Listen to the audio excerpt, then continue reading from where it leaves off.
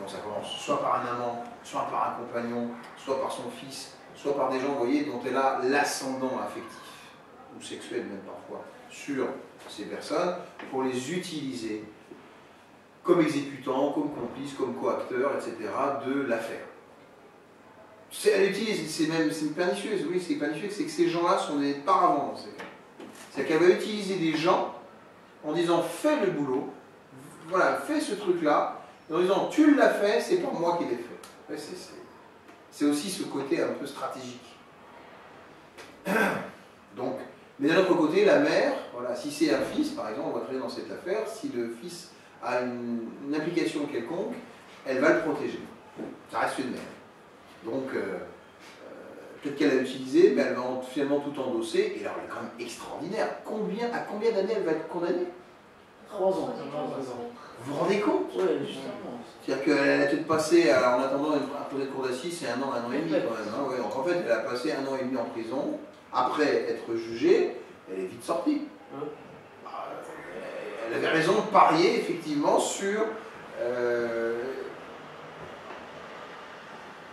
l'émotion suscitée par sa condition de femme battue et de continuer sans doute à parier sur la complicité de ses enfants, le soutien de ses enfants pour le moins, qui irait dans son sens. C'est stratégiquement extraordinaire, vous ne croyez pas? C'est-à-dire que vous pouvez tuer quelqu'un, vous pouvez le mutiler comme elle l'a fait, vous pouvez traumatiser un village et une région par des sacs poubelles. Franchement, je pense que même la justice, elle n'a pas fait la... Oui, et au résultat des courses, 3 ans. Voilà, c'est-à-dire que si on le résume comme ça, c'est anormal. C'est anormal complet. Vous vous dites, il y a un truc qui tombe pas, mais vous vous dites aussi, ah, comment peut-on présenter les choses de manière presque... Alors, hypothèse. Soit de manière théâtrale, soit de manière, vous voyez, à présenter en première ligne les enfants qui vont raconter à quel point elle était terriblement maltraitée, en disant que c'est une pauvre femme qui n'a pas d'argent, qui est seule maintenant sans son mari, qui a tellement subi, qui a 65 ans, bientôt 70, hein, on va soulever le trait là, on ne peut pas la laisser, cette brave dame, quand même, toute sa vie en prison, après avoir vécu tout ce qu'elle a vécu, et tous ses enfants aussi pauvres malheureux, vous voyez? Et donc, bien sûr qu'on doit prendre en considération ça, mais 3 ans, enfin. En fait, ça revient à dire que 3 ans, c'est C'était bien sûr un raccourci ce que je vais dire, hein. Mais quand même, c'est symbolique. 3 ans pour la vie d'un homme. 3 ans pour la vie d'un homme mutilé. Vous comprenez? C'est que là, il y a quelque chose qui est incompris. Voilà, c'est là que, j'insiste, la criminologie a toute sa place. La victimologie a toute sa place. C'est-à-dire que dans une logique, on peut reprocher dans certaines affaires la logique trop judiciaire, trop mécanique, trop automatique, vous voyez, où on prend en considération ces aspects-là. Mais on a fait trop de victimologie, en fait. On avait trop de victimologie et ça a complètement influencé les jurés. Non pas encore une fois qu'elle ait réellement été maltraitée, je le pense sincèrement, mais de là à ne pas trouver un juste compromis ou un meilleur compromis entre sa maltraitance, sa souffrance de victime et l'acte terrible qu'elle a commis, il y a quand même une marge. Mais ça montre aussi, c'est très intéressant d'un point de vue victimologique, qu'on est prêt d'un point de vue social maintenant, d'un point de vue culturel presque en France, à excuser en grande partie un acte aussi odieux, aussi terrible, parce qu'elle aurait vécu l'enfer familial ou l'enfer conjugal, et que finalement on le présenterait presque comme un acte de légitime défense ultime pour se débarrasser de son bourreau. Voilà, c'est ça qui aussi est intéressant dans cette affaire, c'est parce que personne ne va vraiment s'émouvoir, même le parquet ne va pas faire appel. On va en rester là, à se dire que voilà, finalement, quelque part, il a ce qu'il méritait, judiciaire. Hein. Gérard. Vous voyez? Et c'est là où ça tombe pas rond. Il y a quelque chose voilà, qui est plus juste dans un système judiciaire. Voilà. Et donc, je répète, autant, vous voyez, comme quoi je peux parfois critiquer ou mettre à mal la mécanique judiciaire, qui vraiment est beaucoup trop inhumaine et ne prenant pas en considération toute une série de paramètres. Mais de l'autre, là on peut avoir des affaires qui sont tout le contraire. Voilà. Et ce que je crois profondément, c'est que cette femme, il y a toute une dimension qu'on a. Si on devait comparer cette femme-là, les grandes femmes criminelles, par exemple, à Nancy, il y avait aussi, comment s'appelle-t-elle, une tueuse en série, son nom m'échappe, peu importe, mais qui avait tué aussi 2 de ses maris. Bon. Pourtant, c'est un nom extrêmement connu, mais ouais, ça m'échappe. La diabolique de Nancy, on va l'appeler comme ça. On va la retrouver. Vous pouvez me sortir la diabolique de Nancy, vous allez me dire ensuite son nom. En attendant, il y a dans la femme criminelle, merci, Simone Weber, quelque chose d'extrêmement stratégique. D'extrêmement stratégique. Il faut se méfier vraiment des femmes qui ont franchi la ligne, comment dire, de la froideur affective déjà. Une femme qui a une froideur affective est dangereuse. Parce que si elle est froide affectivement, elle ne vous aime pas. Elle fait semblant de vous aimer. Ça commence par là. Et ensuite, qu'est-ce qu'elle veut alors si elle reste avec vous? Bah, quoi d'après? L'argent. Les avantages matériels. C'est ça, la première des hypothèses en tout cas. Sinon le pouvoir à être la meneuse de son manège, dans laquelle elle entraîne dans son sillage un certain nombre de personnes dont elle sera la meneuse, l'organisatrice en chef. Oui, c'est une histoire d'argent et c'est aussi une histoire de pouvoir.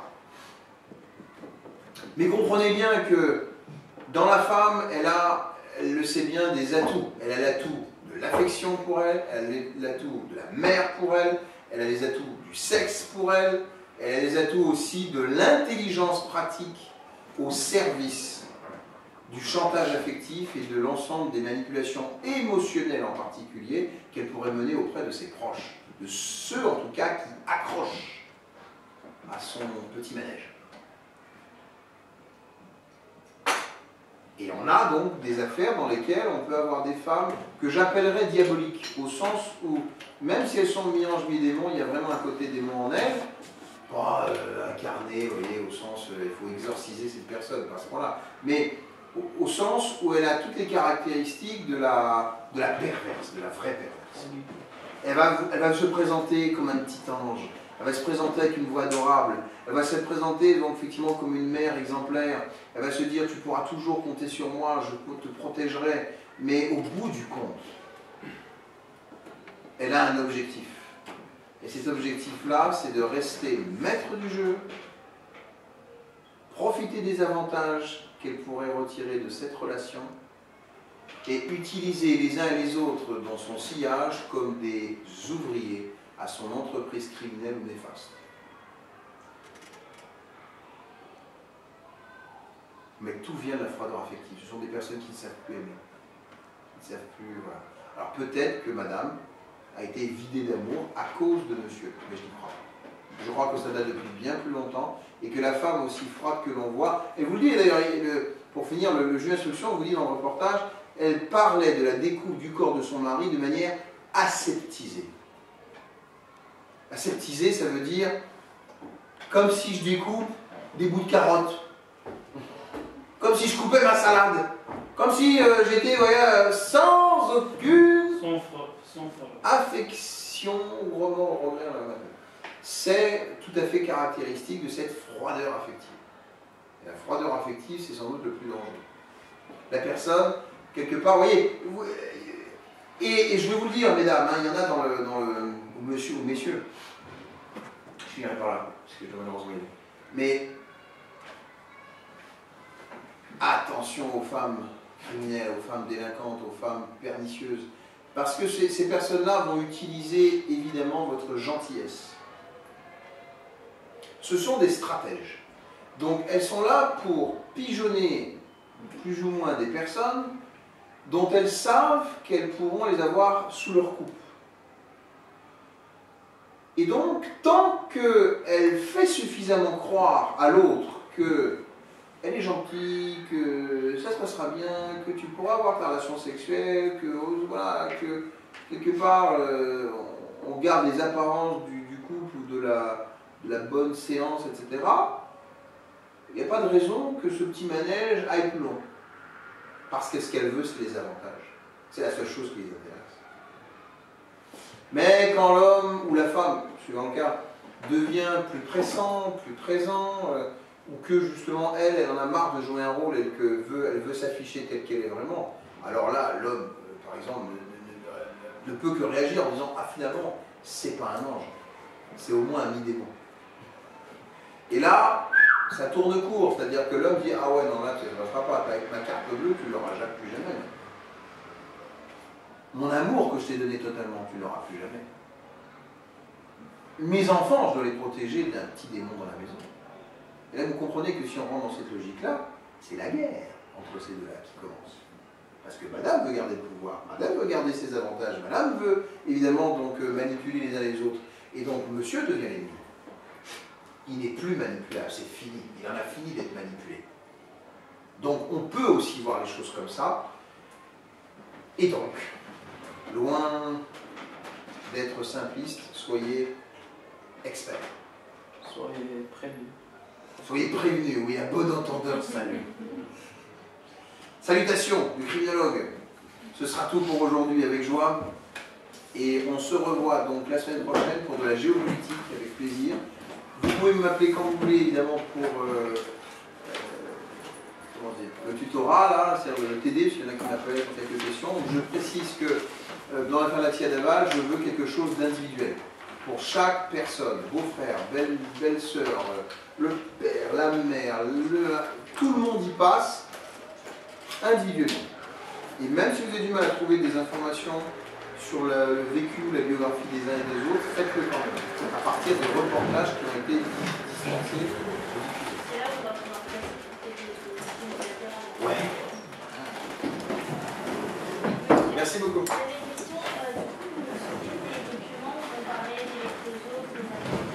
Oui, je les ai. Oui, bien sûr. Ah, mais faut monter Laurent par contre. Hein. Monter Laurent 7 arrobas gmail.com. Ça va? Avec un point entre les deux? Monter. Non, tout est attaché. Ouais, tout est attaché. Mail, un écrit, toujours un écrit.